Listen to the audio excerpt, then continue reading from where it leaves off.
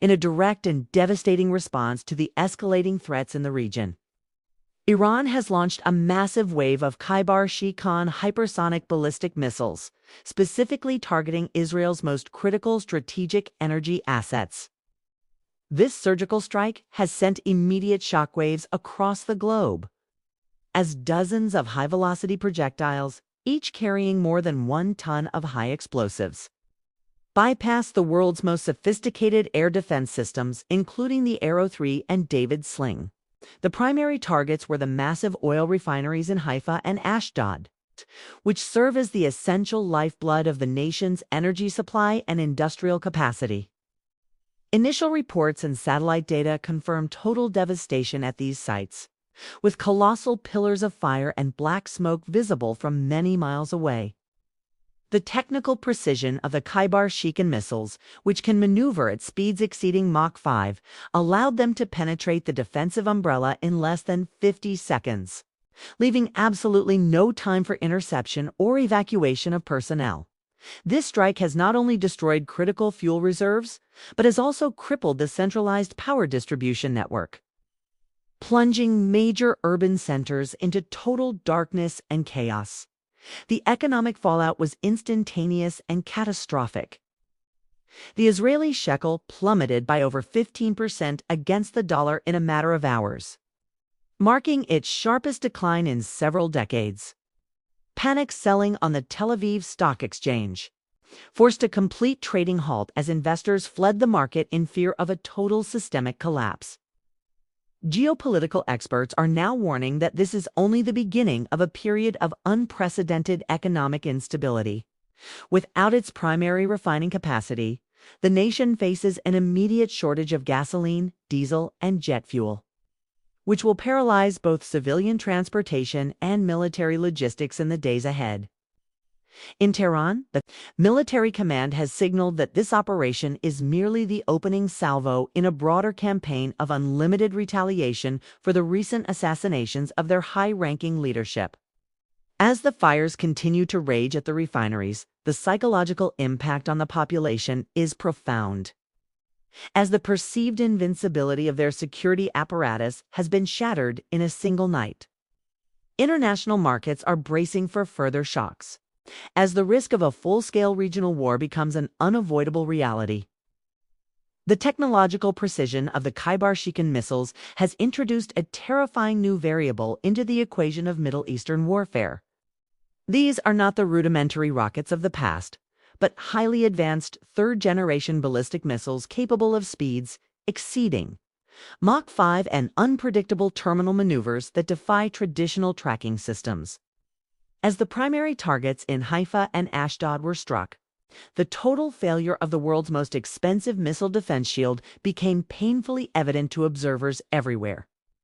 Military analysts suggest that the sheer velocity and the extremely low radar cross-section of these projectiles allowed them to penetrate deep into sovereign airspace within a window of less than 50 seconds. This left command centers with almost zero reaction time, rendering the vaunted multi-layered defense architecture completely obsolete in an instant. The destruction of the Haifa refinery is particularly devastating because it serves as the primary processing hub for high-octane fuels used extensively by the Air Force and mechanized ground divisions. Without this internal production capacity, the military's operational longevity is now measured in mere weeks rather than months, creating a critical bottleneck in national security. The fires, fueled by millions of gallons of crude oil and refined products, have created an environmental and logistical nightmare that international experts say could take many years to fully remediate. Furthermore, the psychological blow to the nation is immeasurable. For many decades, the public was told that their technology could intercept any threat. But tonight, that sense of security has evaporated alongside the thick, black smoke of the burning refineries. In Tel Aviv, once a vibrant hub of commerce, the streets have transformed into a ghost city as residents flee to underground shelters or evacuate to the countryside. Across the country, the grim reality of a modern war against a peer adversary is setting in with chilling speed. The strategic refineries were not just economic assets. They were symbols of national resilience and industrial independence. With their loss, the state is forced into a position of extreme vulnerability, now entirely reliant on dangerous and expensive maritime fuel convoys that are themselves high-value targets for further strikes. The disruption extends far beyond the energy sector, as the interconnected power grid is failing. And the once vibrant industrial zones are coming to a complete and total standstill. This is a systemic failure of strategic planning that has left the nation's heart exposed and its economy in a state of terminal decline as the world watches in disbelief. The economic paralysis is not confined to the borders of the Levant. The smoke rising from the Mediterranean has clouded the entire global financial outlook. Within minutes of the confirmed strikes, Brent crude oil prices surged past $120 per barrel, with analysts predicting a rapid ascent toward $180 if the conflict widens to the Strait of Hormuz. For a global economy already struggling with inflation, this energy shock is a nightmare scenario. Inside Israel, the situation is even more dire as the government declares a state of total economic emergency. With the primary refineries out of commission, the logistics of daily life have ground to a halt. Grocery store shelves are emptying as transport companies cannot secure the diesel needed to move goods from the ports to the city centers. This is not just a shortage of fuel. It is a total breakdown of the modern supply chain that sustains a high-tech society. The central bank is desperately trying to intervene to save the shekel, but the scale of the physical destruction has outpaced any fiscal remedy. International rating agencies have already downgraded the nation's credit to junk status, signaling a long-term loss of investor confidence that could take decades to repair. In Washington, the administration is under immense pressure to authorize a massive emergency airlift of fuel and financial aid. But the logistical hurdles are staggering. Any tanker attempting to dock at the remaining ports is now considered a sitting duck for further hypersonic strikes, effectively creating a de facto naval blockade. This maritime isolation is choking the economy further as nearly 90% of the nation's trade moves by sea. Public anger is beginning to boil over, not just at the external enemy, but at a leadership that promised absolute protection and delivered total vulnerability. The social contract is fraying as the middle class sees their life savings evaporate in the face of hyperinflation and a collapsing currency. This is no longer just a military engagement. It is a war of economic attrition, where the battlefield is the price of bread and the availability of electricity. The global community stands at a crossroads, watching as a primary pillar of regional stability crumbles under the weight of Iranian ballistic technology. The strategic landscape of the Middle East has been permanently altered by the precision of the Kheibar Shekan strike, forcing military commands from Washington to Tel Aviv to rewrite their entire playbook on regional defense. For decades, the narrative of absolute technological superiority was the primary deterrent against large-scale aggression. But that illusion has been shattered in less than 60 seconds of flight time. Military analysts are now forced to confront a reality where mobile, high-velocity ballistic missiles can penetrate even the most sophisticated multi-layered defense networks with high probability. This shift in the balance of power is not just about the hardware. It is about the collapse of the containment doctrine that has governed the region for over 30 years. As the smoke clears from the ruined refineries, the focus has shifted to the potential for a multi-front escalation that could draw the entire world into a catastrophic conflict. Reports are surfacing of increased mobilization among the various factions of the axis of resistance, with groups in Lebanon, Yemen, and Iraq coordinating their next moves in what appears to be a synchronized effort to overwhelm remaining defensive capabilities. In Washington, the political fallout is equally intense.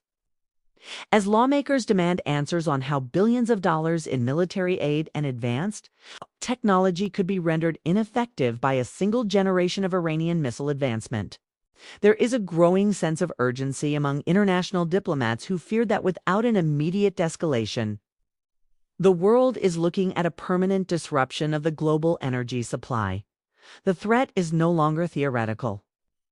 It is measured in the burning ruins of critical infrastructure and the rapid depletion of strategic reserves. Expert analysis suggests that Iran's ability to strike with such surgical accuracy at extreme ranges means that every military installation and economic hub in the region is now within a 50-second window of total destruction.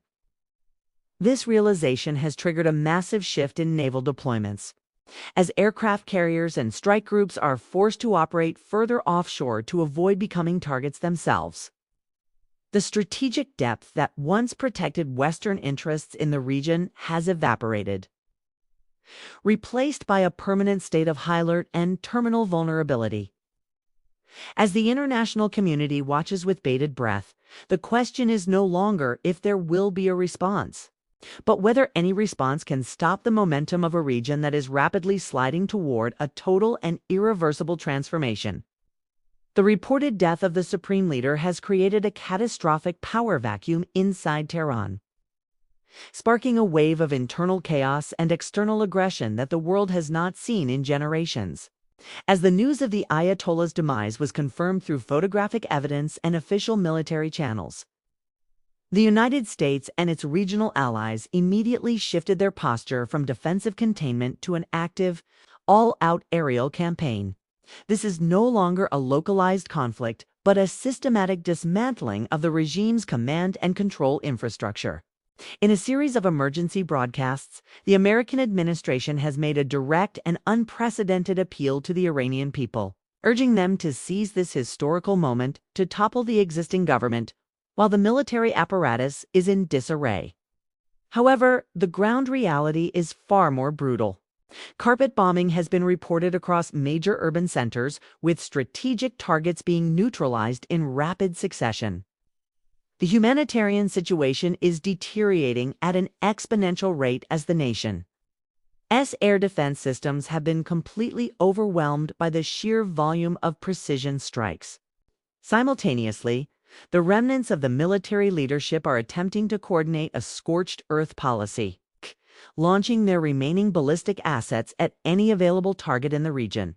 This has led to the immediate closure of United States embassies in Riyadh and Kuwait, with all non-essential personnel being evacuated under heavy military escort. The global community is now witnessing the true scale of a modern total war, where the lines between military objectives and national survival have become indistinguishably blurred. Economically, the world is bracing for a shockwave that will dwarf previous energy crises. With the primary refineries in the region in ruins and the Strait of Hormuz effectively a war zone, maritime insurance rates have made international trade nearly impossible. Every major power is now forced to choose a side in a conflict that has no clear exit strategy. The rhetoric coming from the West suggests that this operation will continue until the total surrender of the hostile leadership. But the cost in blood and treasure is climbing by the second.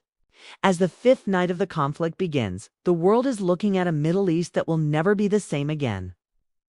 As the old orders are burnt to the ground to make way for an uncertain and violent future.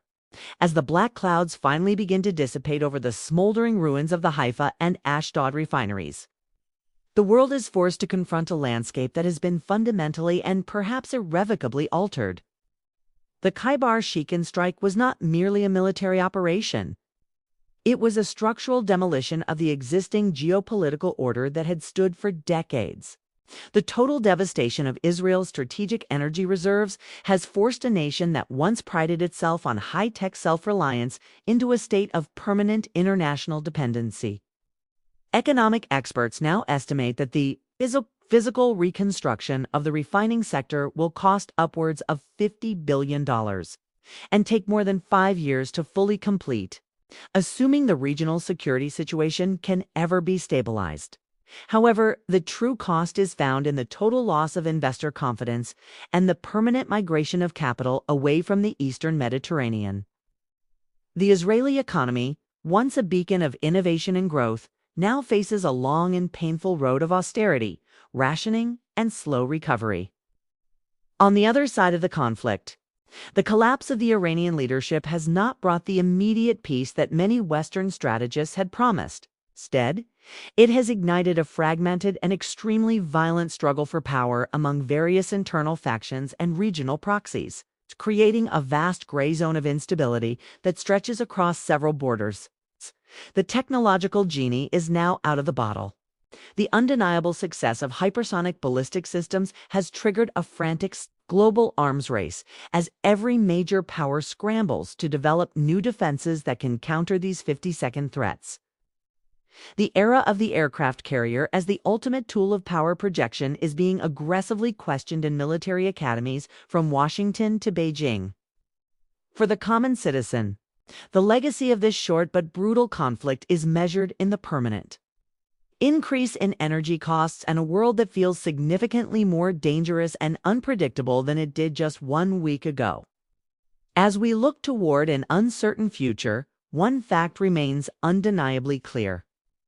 The events triggered by a single volley of missiles have ended a 30-year period of relative regional containment. The map has been redrawn in fire and steel, and the global community must now navigate a reality where strategic depth no longer exists, and the margin for diplomatic error has been reduced to zero. The fires in the refineries may be out, but the heat of this geopolitical transformation will be felt by every nation for generations to come.